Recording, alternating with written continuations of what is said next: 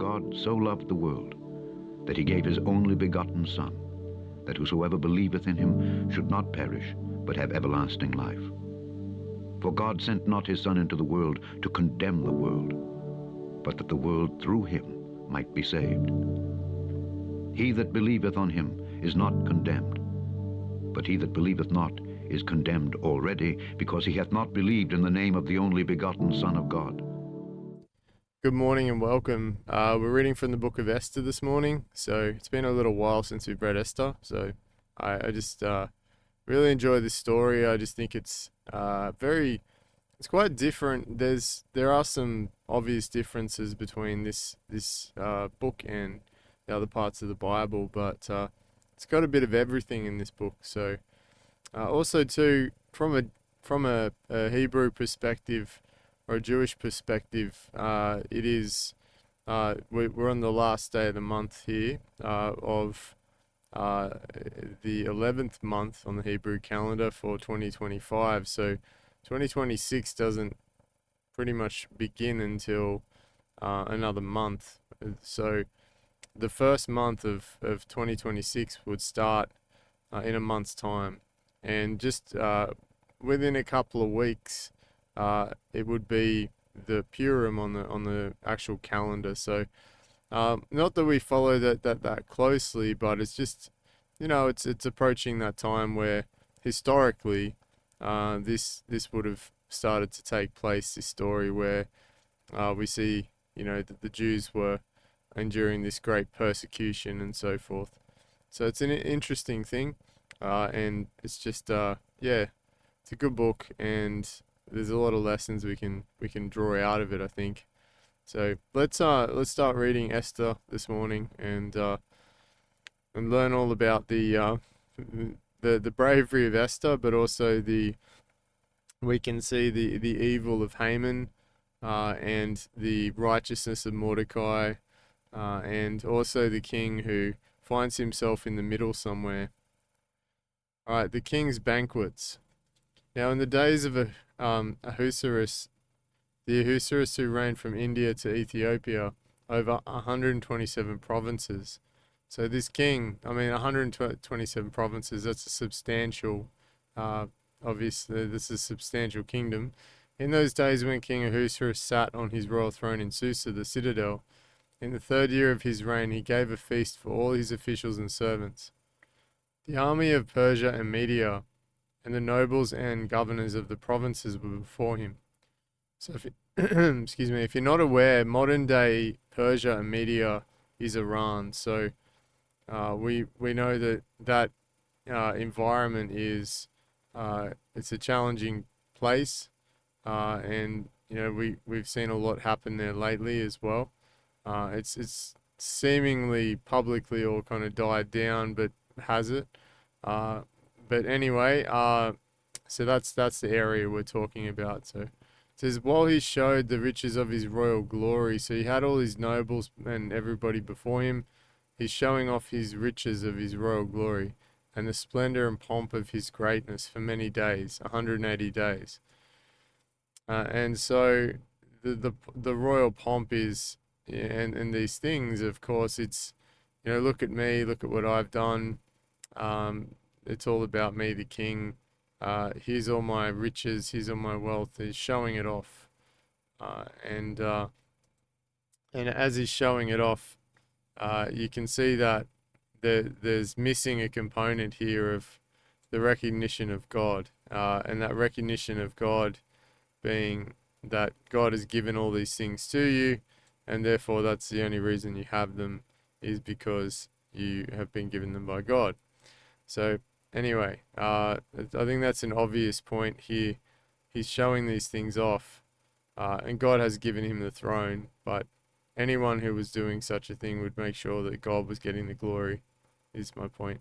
So, and when these days were completed, the king gave for all the people present in Susa, the citadel, both great and small, a feast lasting for 7 days, in the court of the garden of the king's palace. So for the people, for all these people, this is one kind thing that he does. For all these people, he includes them in the feast for a week. So There were white cotton curtains and violet hangings fastened with cords of fine linen, and purple to silver rods and marble pillars, and also couches of gold and silver on a mosaic pavement of porphyry, marble, mother of pearl, and precious stones. So you can imagine the picture that they're painting here is that this was absolute luxury. This was the best of everything that was laid out. Drinks were served in golden vessels, vessels of different kinds, and the royal wine was lavished according to the bounty of the king. And drinking was according to this edict. There is no compulsion, for the king had given orders to all the staff of his palace to do as each man desired. Okay, so for once again, this is actually the remit of the devil in the world is do what thou will. Whatever you want, do. And that's what it's saying. Um, in less than words here is that, here is an environment where it's breeding this sense of comfort, but this sense of comfort it's a false sense of comfort. Uh, and amongst the false sense of comfort, there's some rebelliousness going on here. Queen Vashti, who's rebelling, we're about to read about, is, she's refusing to come to the king. And there's also, there's a few little lines here like refusing to come to the king, just like God's people and the rebellious among, there are people that refuse to come to Jesus and reject him and so forth, and they're still in the world, and so forth. So, but anyway, you can see some parallels is the point of this and the world, because this kind of this feast and all of these things, they're all worldly things. They're all of the flesh basically, and you can see here it's just do what thou will. Queen Vashti also gave a feast for the women in the palace that belonged to King Ahasuerus. Queen Vashti's refusal. On the seventh day, when the heart of the king was merry with wine, I'm just checking the feed. 1 second. Yeah, it looks good. Okay.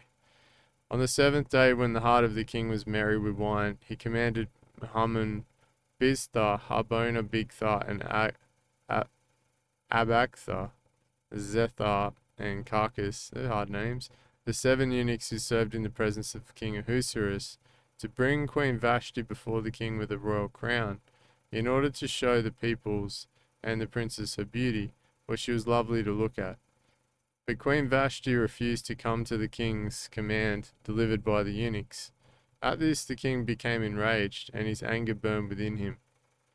Then the king said to the wise men, and this is a wonderful way of interpreting anger, because that's exactly what it does. It burns within, it rages within. The frustration causes people, causes anger within us to well up, and we start to go and we start to get really have this inner turmoil, and it eats at your thoughts.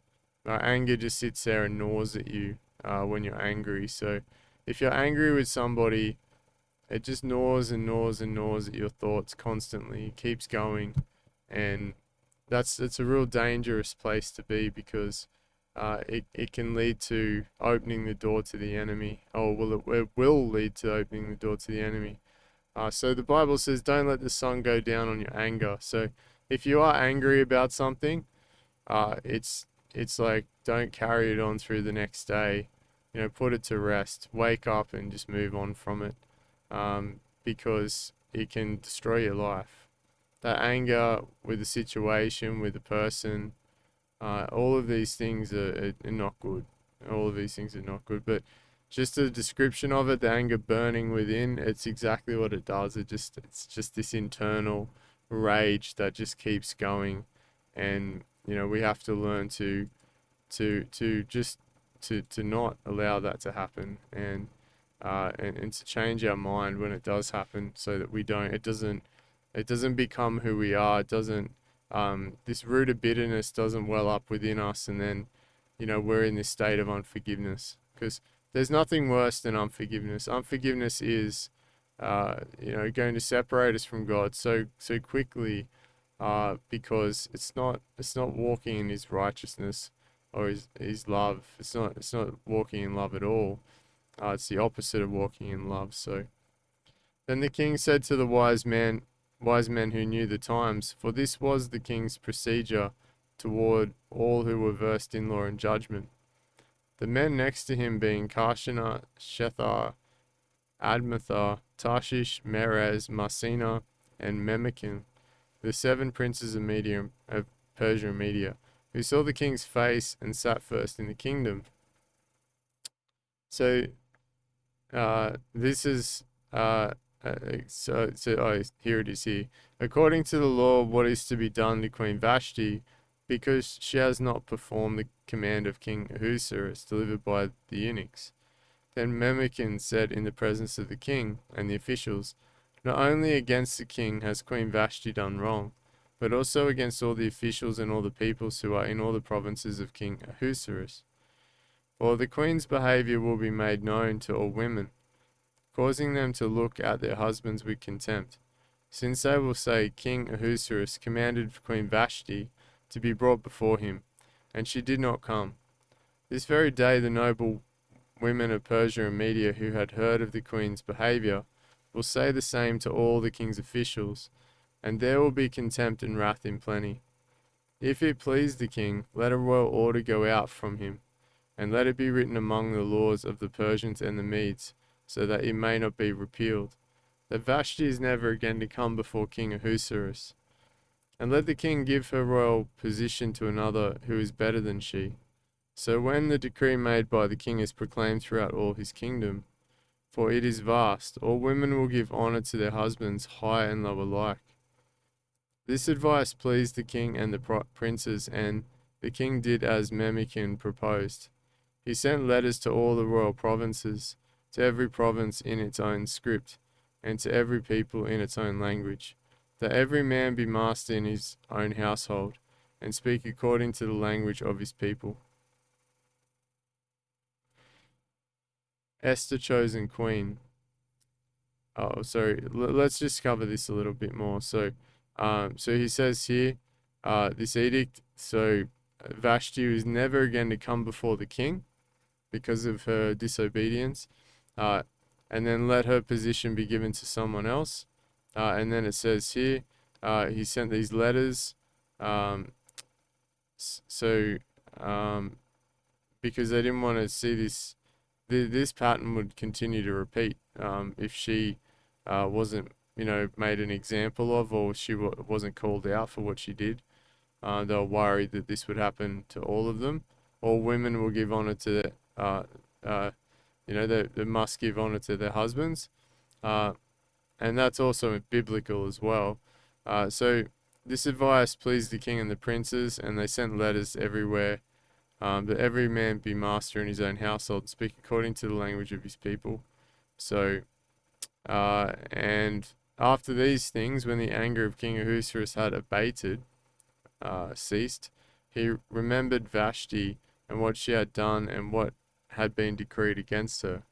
Then the king's young men who attended him said, let beautiful young virgins be sought out for the king, and let the king appoint officers in all the provinces of his kingdom, to gather all the beautiful young virgins to the harem in Susa, the citadel, under custody of Haggai the king's eunuch, who is in charge of the women.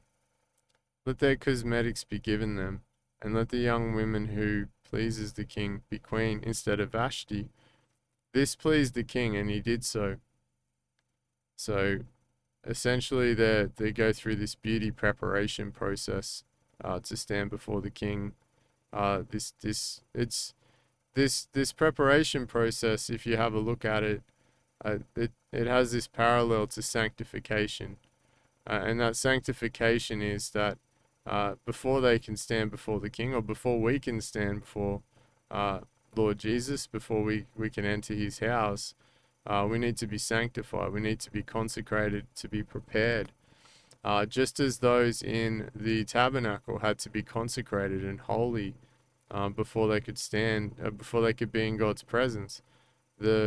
Only in the Holy of Holies could the high priest to actually be in the presence of God, and they had to be heavily consecrated and uh, and put on these holy garments and so forth. Well, spiritually now, that's the process of sanctification that we go through in order to stand before the King. So we know we come by faith, of course. We come into God's house by faith, uh, belief in Jesus, belief in the Son. But we're called to a holy life as well. We're called to live a holy life day in, day out, picking up our cross, denying ourselves, and therefore we understand that there is this journey that we go on of sanctification, of being changed from our old ways into this new creation, and to be more like the Son, to be pleasing like Jesus. But also too, it's about a relationship with God, and it's about this relationship with the Father and the Son, and the and the Holy Spirit, and we see that He um, he prepares us for this and through this. He prepares us for eternal life. He prepares us also to get to know Him. And so as we study God's Word, we start to understand more about God, and we get to know Him. And that Word is, reading the Word is spending time with Him. Reading the Word is also feeding our spirit, and it also is helping us to deny the enemy through the truth and not be deceived. So we're furthering our discernment and just, focusing and keeping our eyes on Jesus all the time, and encouraging one another as well, like strengthening and lifting each other up while we wait for the return of our Lord and Savior Jesus Christ. So we can see here they're going to go through their process of preparation before they stand before the king. Now there was a Jew in Susa, the citadel, whose name was Mordecai, the son of Yair, son of Shimei, son of Kish, a Benjaminite, who had been carried away from Jerusalem among the captives carried away with Jeconiah, king of Judah. So, whom Nebuchadnezzar, king of Babylon, had carried away. So, we're given this insight here that this is post-exile of Babylon, because it was a past event when it had happened. So that gives us a little bit of a timing of when this was and when this story was actually, when it took place. It says he was bringing up Hadassah, that is Esther, the daughter of his uncle. So he had an uncle. So his that would be his, his mum or dad's brother. And then they had a daughter. So he's bringing her up, for she had neither father nor mother. And so essentially, he's kind of adopted her in a way, just like Jesus adopts us. And she's being raised in this righteous manner. She's been raised with righteousness, the righteousness of Mordecai. So Mordecai is a picture of the righteousness of Jesus in many ways in this story. And we could see just that these character traits are there.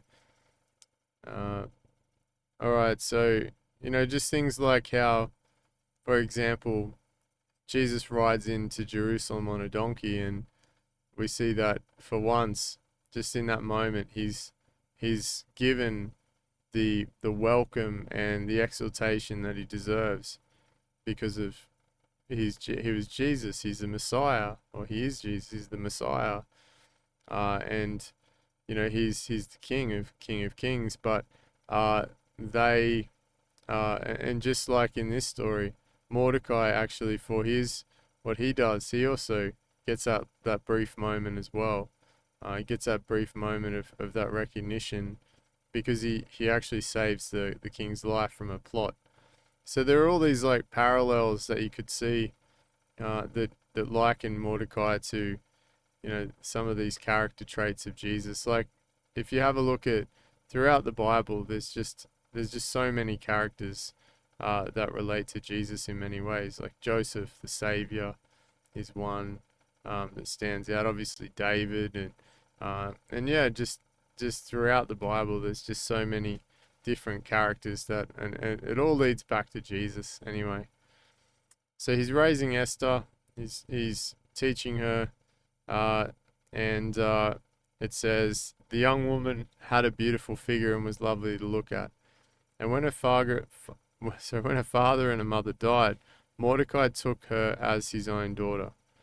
So when the king's order and his edict was proclaimed, and when many young women were gathered in Susa, the citadel in custody of Haggai, Esther also was taken into the king's palaces uh, and put in custody of Haggai, who had charge of the women.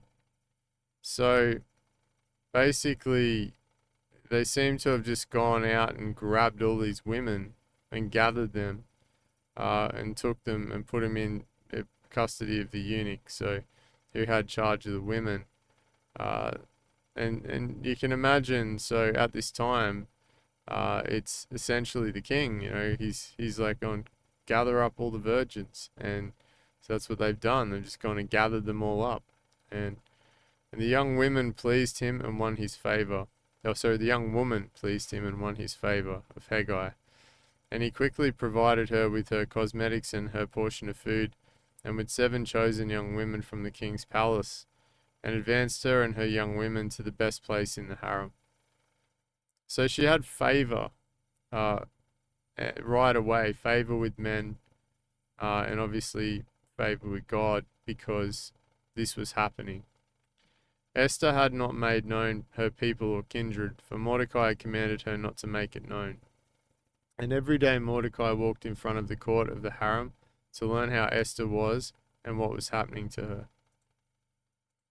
Now when the turn came for each young woman to go into King Ahasuerus after being 12 months under the regulations for the women, since this was the regular period of their beautifying, so a big long process of preparation, 6 months with oil and myrrh, 6 months with spices and ointments for women.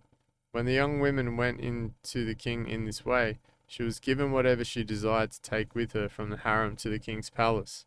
In the evening she would go in, and in the morning she would return to the second harem in custody of Shashgaz, the king's eunuch, who was in charge of the concubines. She would not go in to the king again, unless the king delighted in her and she was summoned by name. When the turn came for Esther, the daughter of Abihail, the uncle of Mordecai, who had taken her as his own daughter, to go into the king, she asked for nothing except what Haggai, the king's eunuch, who had charge of the women, advised. Now Esther was winning favor in the eyes of all who saw her. And when Esther was taken to King Ahasuerus into his royal palace in the 10th month, which is the month of Tebeth, in the 7th year of his reign, the king loved Esther more than all the women, and she won grace and favor in his sight more than all the virgins, so that he set the royal crown on her head and made her queen instead of Vashti. Then the king gave a great feast for all his officials and servants. It was Esther's feast. He also granted a remission of taxes to the provinces and gave gifts with royal generosity. So she becomes queen, and that favor from man, that favor of God was upon her, and we see that God has placed her in this position for this time. Mordecai discovers a plot. Now when the virgins were gathered together the second time, Mordecai was sitting at the king's gate. Esther had not made known her kindred or her people, as Mordecai had commanded her. Esther obeyed Mordecai just as when she was brought up by him. In those days, as Mordecai was sitting at the king's gate, Bigthan and Teresh, 2 of the king's eunuchs, who guarded the threshold, became angry and sought to lay hands on King Ahasuerus. And this came to, and we we're talking about anger before, how it wells up within you. And you can see here that this anger led to a plot to kill. And this came to the knowledge of Mordecai, and he told it to Queen Esther, and Esther told it in the name of Mordecai. When the affair was investigated and found to be so, the men were both hanged on the gallows, and it was recorded in the book of the Chronicles in the presence of the king. Haman plots against the Jews. After these things, King Ahasuerus promoted Haman the Agagite the son of Hammedatha, and advanced him and set his throne above all the officials who were with him. So this sometimes happens, doesn't it? Sometimes a Haman gets in power. Sometimes a Haman is lifted up, and we don't understand. We think, how can this happen? We have to understand the land that we live in, and this fallen world is corrupted, and so these sort of things happen all the time. That the wicked seem to prosper, and they seek after the poor. You know, they go after those who are destitute. They go after those who are not able to defend themselves. And this Haman he's a wolf, and he's been set on this throne.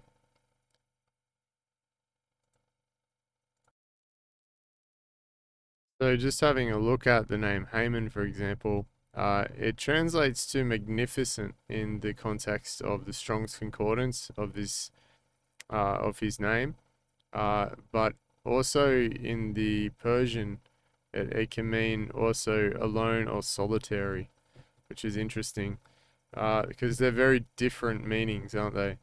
One is alone and solitary, kind of like being on your own and working on your own, and then the other one is magnificent. And you know, if you're to look at Haman's view of himself, that would be exactly what it is. And King Ahasuerus, his name actually means I will be silent and poor, which is quite the opposite to what we see in the feast at the start.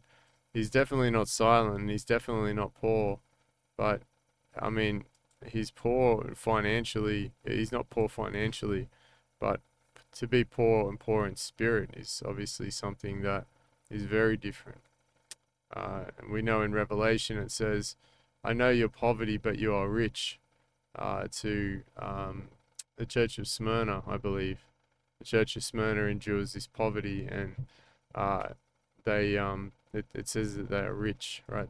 They have this richness in, and this wealth of faith and spirit. Okay, so there's a Haman seated on the throne here of at the right hand of the king, and ruling with him, and that is a dangerous thing when you have a Haman in your midst. And all the king's servants who were at the king's gate bowed down and paid homage to Haman, for the king had so commanded concerning him. But Mordecai did not bow down or pay homage. Then the king's servants who were at the king's gate said to Mordecai, why do you transgress the king's command? And when they spoke to him day after day, he would not listen to them. They told Haman in order to see whether Mordecai's words would stand, for he had told them that he was a Jew. So Mordecai had discernment. He could see what was in Haman's heart, and he refused to bow down to him. And he refused to bow down to a man in place of his God. So, and when Haman saw that Mordecai did not bow down or pay homage to him, Haman was filled with fury, but he disdained to lay hands on Mordecai alone. So as they had made known to him the people of Mordecai, Haman sought to destroy all the Jews, the people of Mordecai, throughout the whole kingdom of Ahasuerus. In the first month, which is the month of Nisan, in the 12th year of King Ahasuerus, they cast that is, they cast lots before Haman day after day. And they cast it month after month till the 12th month, which is the month of Adar. Then Haman said to, and this is what we were sort of talking about, if you're a visual person, if you go to, I couldn't access this earlier, but, oh, there we go, it's back up. I think the site went down.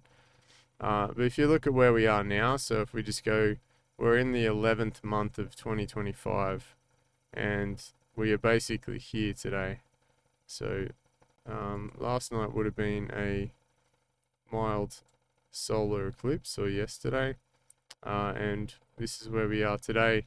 So that means that in the next month, the 12th month, the month of what does it say in the text? In the first month of Nisan, in the 12th year of King Ahasuerus, they cast pur. So in the first month, this happened with Purim, I believe. Oh, hang on a minute. No, because because it is in the 12th month. I'm trying to understand why it says in the first month here. So in the first month, which is the month of Nisan, in the 12th year of King Ahasuerus, they cast lots, or form Haman day after day. And they cast him month after month till the 12th month. So they did it for a whole year, which is the month of Adar. Right. Then Haman said to King Ahasuerus, because they're already in the first month and they have to go forward, they can't go backwards in time. So that's why it says that. So yeah, the 12th month, this is the 12th month here. And we can see that this is where it would be here. So this year, Purim is the 3rd of March, or around the 4th of March, 3rd to 4th of March. So they're casting lots. So yeah, that's kind of where we are. And then the new year starts down here at the equinox. This is on the Hebrew calendar at the equinox here, which is where it's kind of every year. It's usually around the 20th to 21st of March. That's when the new year begins. And so then when we go to 2026, that would be the Hebrew calendar for 2026. And then month 1. And then we have essentially a couple of weeks, and then we have the Passover, obviously, where Jesus was captured, killed, tortured, killed, and he rose again. We can see then he visited his disciples as well for 40 days. And then we see the Spirit poured out upon at Pentecost. All right, so they're casting lots at this time, and that's just visually so you can see when that is roughly. Then Haman said to King Ahasuerus, there is certain people scattered abroad and dispersed among the peoples in all the provinces of your kingdom. Their laws are different from those of every other people, and they do not keep the king's laws, so that it is not to the king's profit to tolerate them. So Haman is bitter because we see Mordecai wouldn't bow down to him, wouldn't bow down to his ways, wouldn't bow down to him and pay homage to him. So in his pride, which is what we know is from Satan, he is wanting retribution, he's wanting vengeance. So he's prepared to punish all Jews and destroy them because of this simple thing. So you can see that Haman, his reasoning to want to hurt Mordecai is unjust in itself. It's completely focused on himself. He's just focused on himself. He wants all the glory for himself. He's not, and it shows you what's in his heart. So evil's in his heart. If it please the king, let it be decreed that they be destroyed. And Haman's like that voice of a demonic spirit speaking into someone's mind. Like he's whispering to the king these things, and he's in that position of influence. So you can see that in that position of influence, he actually is successful in order to convince the king that this is the right thing to do. If it please the king, let it be decreed that they be destroyed, and I will pay 10,000 talents of silver into the hands of those who have charge of the king's business, that they may put it into the king's treasuries. The really cool thing about this story that I've only just kind of realized is that God goes before this, right? So he raises up Esther and he places her in this position before this happens. So God is already working ahead of the situation. He's already got this plan in motion, the wheels in motion with Esther, and that would deliver his people from the hands of this wicked man who's influencing the king.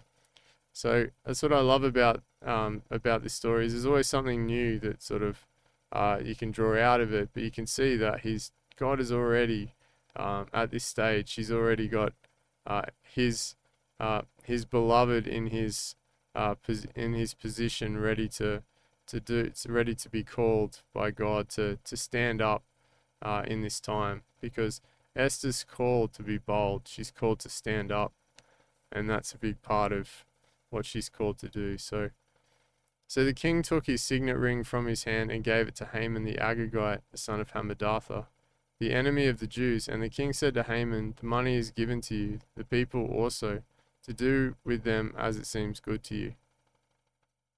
Then the king's scribes were summoned on the 13th day of the first month, and an edict according to all that Haman commanded was written to the king's satraps, and to the governors over all the provinces, and to the officials of all the peoples, to every province in its own script and every people in its own language. It was written in the name of King Ahasuerus, and sealed with the king's signet ring. Letters were sent by couriers to all the king's provinces, with instructions to destroy, to kill, and to annihilate all Jews, young and old, women and children, in one day, the 13th day of the 12th month, which is the month of Adar, and to plunder their goods. A copy of the document was to be issued as a decree in every province by proclamation to all the peoples to be ready for that day. The couriers went out hurriedly by order of the king, and the decree was issued in Susa the citadel, and the king and Haman sat down to drink, but the city of Susa was thrown into confusion. Esther agrees to help the Jews. When Mordecai learned all that had been done, Mordecai tore his clothes and put on sackcloth and ashes, and went out into the midst of the city. And he cried out with a loud and bitter cry. He went up to the entrance of the king's gate, for no one was allowed to enter the king's gate clothed in sackcloth. And in every province, wherever the king's command and his decree reached, there was great mourning among the Jews, with fasting and weeping and lamenting, and many of them lay in sackcloth and ashes. When Esther's young women and her eunuchs came and told her, the queen was deeply distressed. She sent garments to clothe Mordecai, so that he might take off his sackcloth, but he would not accept them. Then Esther called for Hatak, one of the king's eunuchs, who had been appointed to attend to her, and ordered him to go to Mordecai to learn what this was and why it was. Hatak went out to Mordecai in the open square of the city in front of the king's gate, and Mordecai told him all that had happened to him, and the exact sum of money that Haman had promised to pay into the king's treasuries for the destruction of the Jews. So you can see that Haman actually sweetened this deal with the king by offering money as well. I didn't point that out, but that money is also, it's bribery essentially. It's using money to entice the king to allow this to happen. Mordecai also gave him a copy of the written decree issued in Susa for their destruction, that he might show it to Esther and explain it to her, and command her to go to the king to beg his favor and plead with them on behalf of her people. And Hatak went and told Esther what Mordecai had said. Then Esther spoke to Hatak and commanded him to go to Mordecai and say, "All the king's servants and all the people of the king's provinces know that if any man or woman goes to the king inside the inner court without being called, there is but one law, to be put to death, except the one to whom the king holds out the golden scepter, so that he may live. But as for me, I have not been called to come into the king these 30 days. And they told Mordecai what Esther had said. Then Mordecai told them to reply to Esther, "Do not think to yourself that in the king's palace you will escape any more than all the other Jews. For if you keep silent at this time, relief and deliverance will rise from the Jews from another place. So God will raise up someone else. But you and your father's house will perish. And who knows whether you have not come to the kingdom for such a time as this." So they don't know, but he's saying, how do you know that God hasn't brought you here just for this, like all of this? And that's a calling. Then Esther told them to reply to Mordecai, "Go, gather all the Jews to be found in Susa, and hold a fast on my behalf, and do not eat or drink for 3 days, night or day. I and my young women will also fast as you do. Then I will go to the king, though it is against the law, and if I perish, I perish." Mordecai then went away and did everything as Esther had ordered him.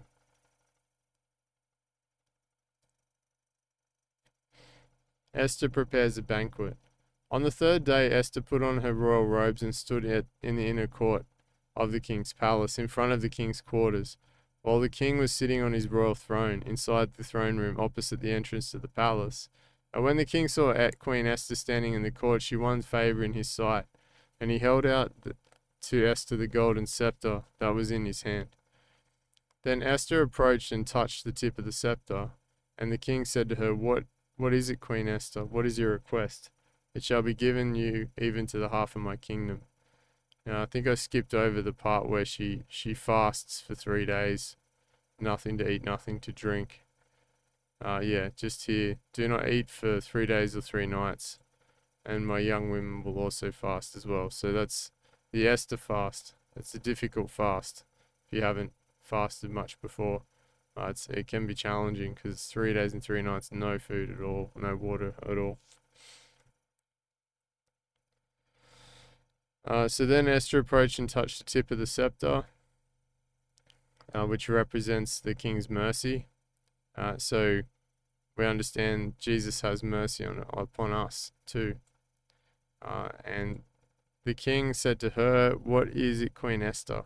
What is your request? It shall be given you even to the half of my kingdom. And Esther said, If it please the king, let the king and Haman come today to a feast that I have prepared for the king. Then the king said, Bring Haman quickly so that we may do as Esther has asked. So the king and Haman came to the feast that Esther had prepared. And as they were drinking wine after the feast, the king said to Esther, What is your wish? It shall be granted to you. And what is your request? Even to the half of my kingdom it shall be fulfilled. Then Esther answered, My wish and my request is, if I have found favor in the sight of the king, and if it please the king to grant my wish and fulfill my request, let the king and Haman come to the feast that I'll prepare for them, and tomorrow I will do as the king has said. Haman plans to hang Mordecai. And Haman went out that day joyful and glad of heart, but when Haman saw Mordecai in the king's gate, that he neither rose nor trembled before him, he was filled with wrath against Mordecai. Nevertheless, Haman restrained himself and went home, and he sent and brought his friends and his wife Zeresh. And Haman recounted to them the splendor of his riches, the number of his sons, and all the promotions with which the king had honored him, and how he had advanced him above the officials and the servants of the king. So this sense of self and this sense of pride is great in Haman, for it's all about him. Then Haman said, Even Queen Esther, let no one but me come with the king to the feast she prepared. And tomorrow also I am invited by her together with the king. Yet all this is worth nothing to me as long as I see Mordecai the Jew sitting at the king's gate. Then his wife Zeresh and all his friends said to him, Let a gallows 50 cubits high be made, and in the morning tell the king to have Mordecai hanged upon it. Then go joyfully with the king to the feast. This idea pleased Haman, and he had the gallows made. The king honors Mordecai. On that night the king could not sleep, and he gave orders to bring the book of memorable deeds, the chronicles, and they were read before the king. And it was found written how Mordecai had told about Bigthana and Teresh, 2 of the king's eunuchs, who guarded the threshold, and who had sought to lay hands on King Ahasuerus. And the king said, What honor or distinction has been bestowed on Mordecai for this? The king's young men who attended him said, Nothing has been done for him. And the king said, Who is in the court? Now Haman had just entered the outer court of the king's palace to speak to the king about having Mordecai hanged on the gallows that he had prepared for him. And the king's young men told him, Haman is there, standing in the court. And the king said, Let him come in. So Haman came in, and the king said to him, What should be done to the man whom the king delights to honor? And Haman said to himself, so Haman is so prideful that he's just adamant that the king is going to honor him. Whom would the king delight to honor more than me? And Haman said to the king, For the man whom the king delights to honor, let royal robes be brought, which the king has worn, and the horse that the king has ridden, and whose head a royal crown is set. And let the robes and the horse be handed over to one of the king's most noble officials. Let them dress the man whom the king delights to honor, and let them lead him on the horse through the square of the city, proclaiming before him, Thus it shall be done to the man whom the king delights to honor. So Haman's thinking that it's going to be him, so he comes up with this very much a very much a boastful or a showy event, right? Because he wants everybody to recognize him. He wants everybody to see his greatness, and that's his delusion, his sense of delusion. So then the king said to Haman, "Hurry, take the robes and the horse as you have said, and do so to Mordecai the Jew, who sits at the king's gate." Now, Haman's about to come in and just say, hang this Mordecai, and now all of a sudden the king wants to exalt him. So this has shattered his plans, and it says, "Leave out nothing that you have mentioned." So Haman took the robes and the horse, and he dressed Mordecai, and led him through the square of the city, proclaiming before him, "Thus shall it be done to the man whom the king delights to honor." So not only has God humbled Haman in this circumstance, Haman now has to walk Mordecai through those who exalt themselves will be humbled, and he has to walk him through, and somebody's seated on the horse who he wants to kill, while everyone's cheering for Mordecai. So you can see how God has flipped the tables here. Then Mordecai returned to the king's gate, but Haman hurried to his house mourning and with his head covered. So he's in shame, right? He's because of what had happened. And Haman told his wife Zeresh and all his friends everything that happened to him. Then his wise men and his wife Zeresh said to him, "If Mordecai, before whom you begun to fall, is of the Jewish people, you will not overcome him, but will surely fall before him." Esther reveals Haman's plot. While they were yet talking with him, the king's eunuch arrived and hurried to bring Haman to the feast that Esther had prepared. So the king and Haman went in to the feast with Queen Esther, and on the second day, as they were drinking wine after the feast, the king again said to Esther, "What is your wish, Queen Esther? It shall be granted you, and what is your request? Even to the half of my kingdom it shall be fulfilled." Then Queen Esther answered, "If I have found favor in your sight, O king, and if it please the king, let my life be granted me for my wish, and my people for my request. For we have been sold, I and my people, to be destroyed, to be killed, to be annihilated. If we had been sold merely as slaves, men and women, I would have been silent, for our affliction is not to be compared with the loss to the king." Then King Ahasuerus said to Queen Esther, "Who is he, and where is he who has dared to do this?" And Esther said, "A foe, an enemy, this wicked Haman." Then Haman was terrified before the king and the queen. Haman is hanged. So we see a parallel here between the story where John the Baptist is killed, in the sense that it's a parallel, but it's the opposite as well, is that it's evil that dances. Herodias' daughter dances before the king and pleases the king. And he says, "I'll give you up to half of my kingdom." And what happens, and evil prevails. In this story, however, it's different because good prevails, justice prevails. And so you can see that in life in general, that there are times where evil does prevail. But it's not, it's only for a time.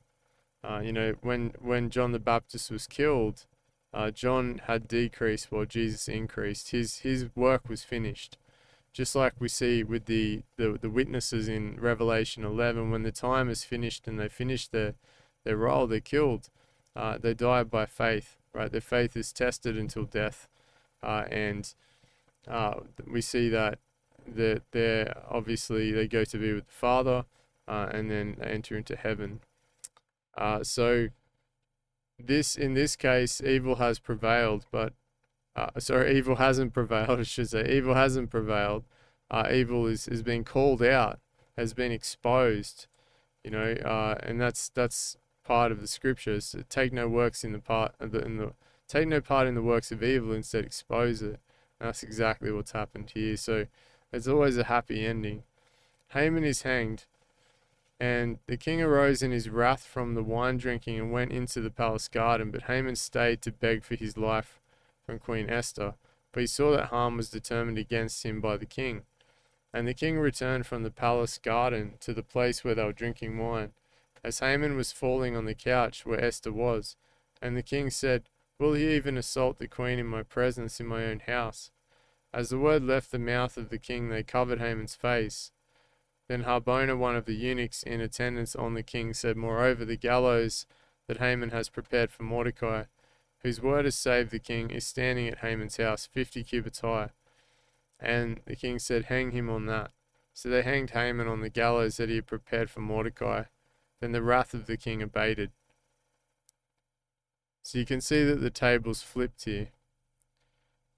Esther saves the Jews. On that day, King Ahasuerus gave to Queen Esther the house of Haman, the enemy of the Jews. And Mordecai came before the king, for Esther had told what he was to her.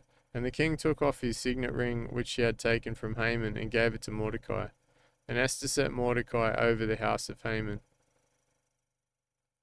Then Esther spoke again to the king. She fell at his feet and wept and pleaded with him to avert the evil plan of Haman, the Agagite, and the plot that he had devised against the Jews.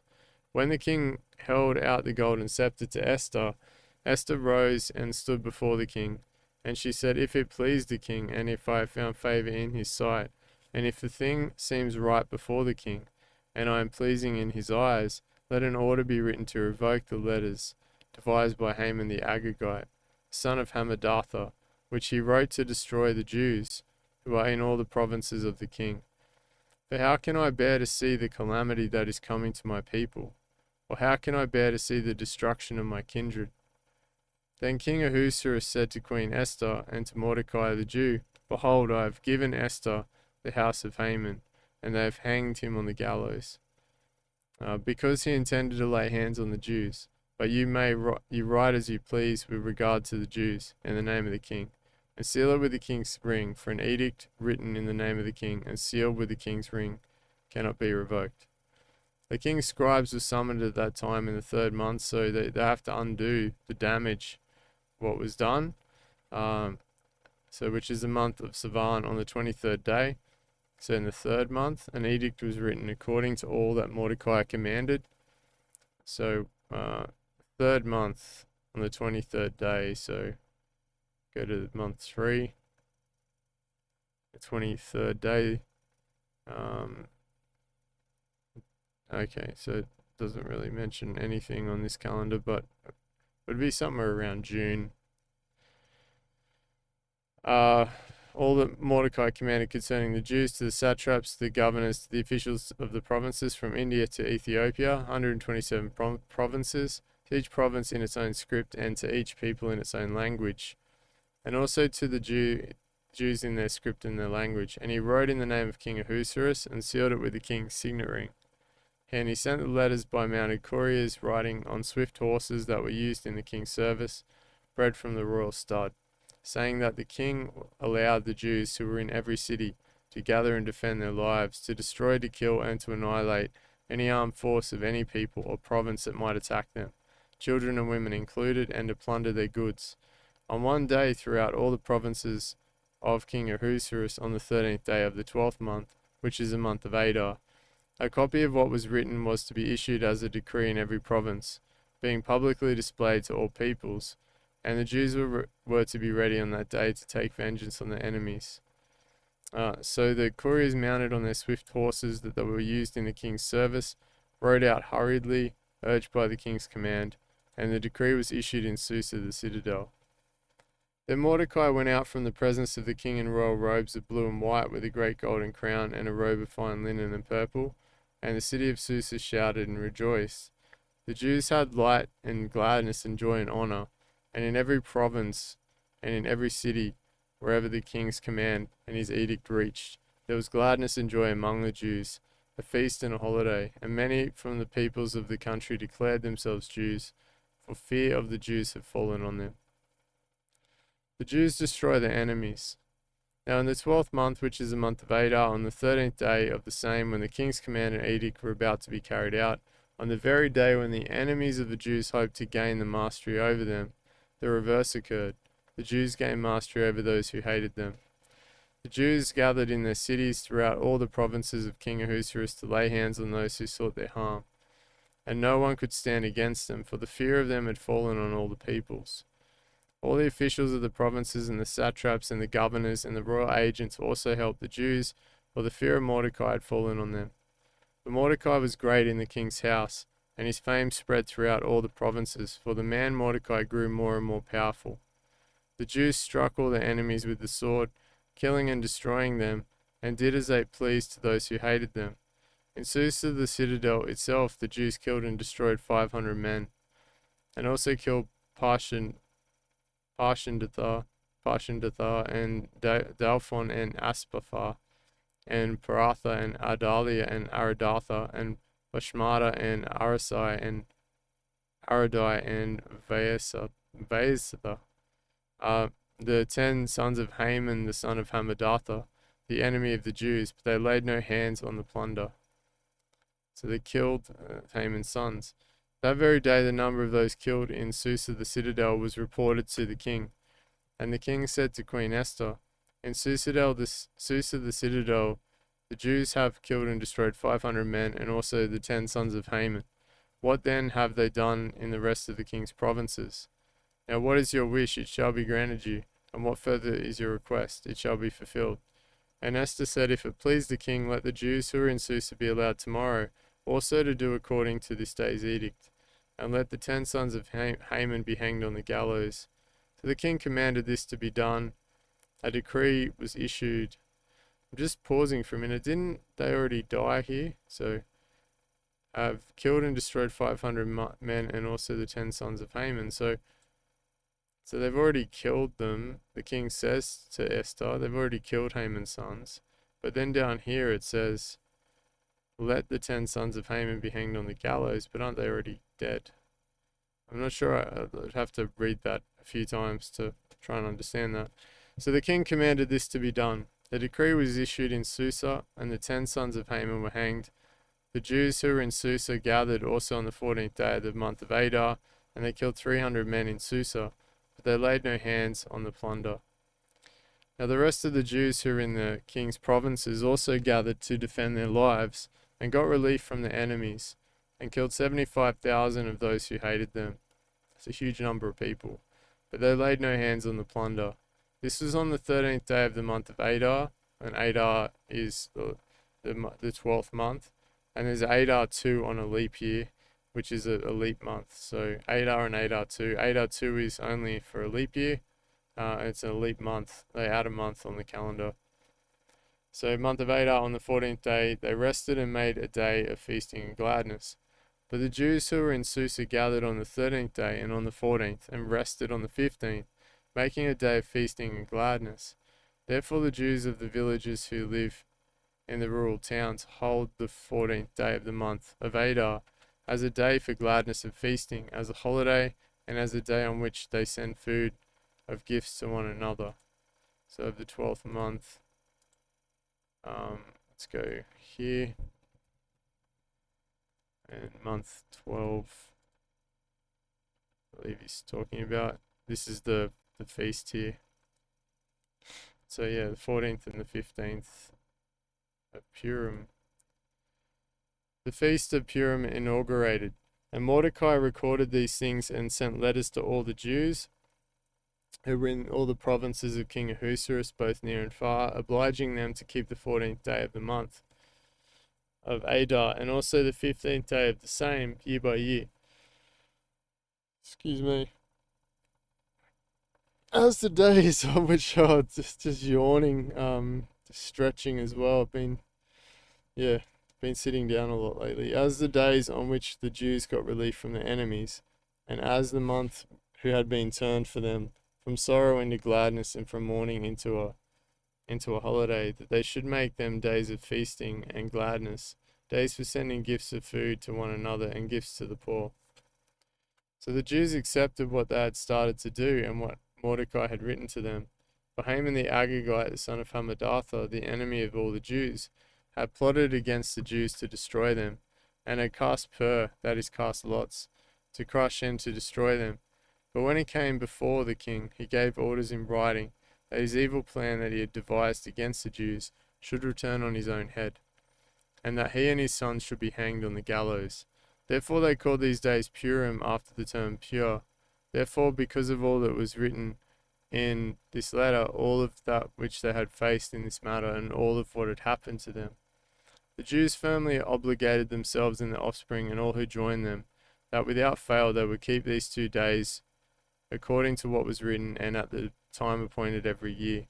That these days should be remembered and kept throughout every generation, in every clan, province, and city, that these days of Purim should never fall into the disuse among the Jews, nor should the commemoration of these days cease among their descendants.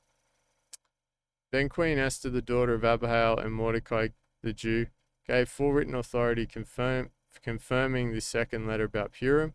Letters were sent to all the Jews to the 127 provinces of the king of Ahasuerus in words of peace and truth, that these days of Purim should be observed at their appointed seasons, as Mordecai the Jew and Queen Esther obligated them, and as they had obligated themselves and their offspring with regard to their fasts and their lamenting.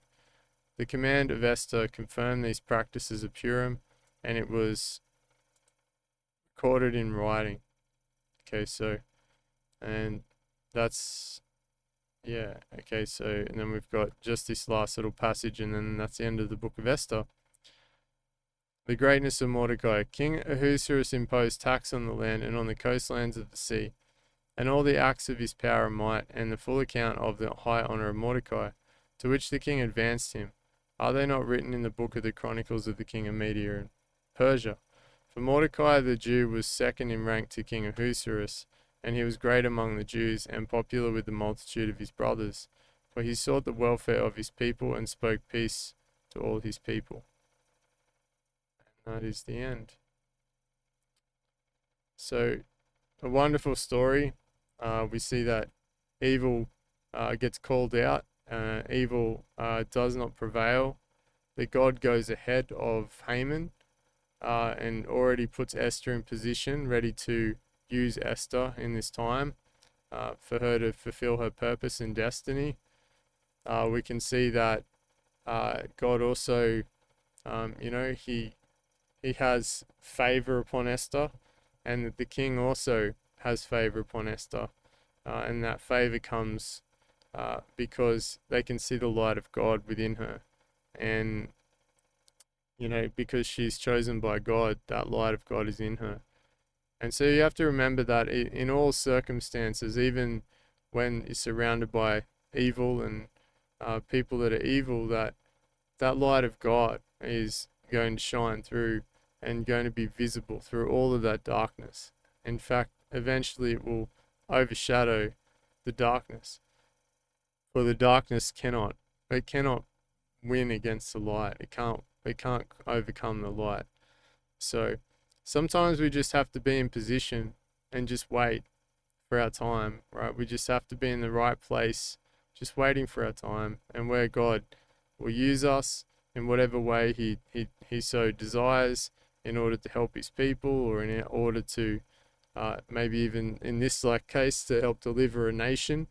But whatever the case, don't be like Haman, who is just focused on self-gain, self-importance, vanity, and all of these worldly, fleshly things, because it just leads to greed. It leads to then bitterness and anger, which that led to his downfall and his demise. So, yeah, Haman is a great example of how this world and this focus on living in the world and importance and all of these things that we sort of value in the world, how they corrupt us and cause us to, obviously come up against God and God's people.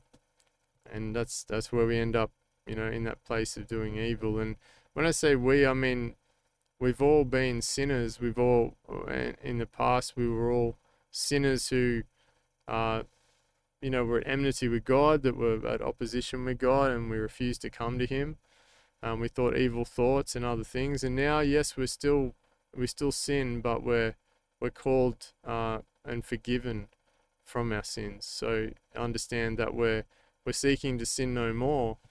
And in this journey, we're in repentance daily, and we're picking up our cross, and we're seeking God with all our heart.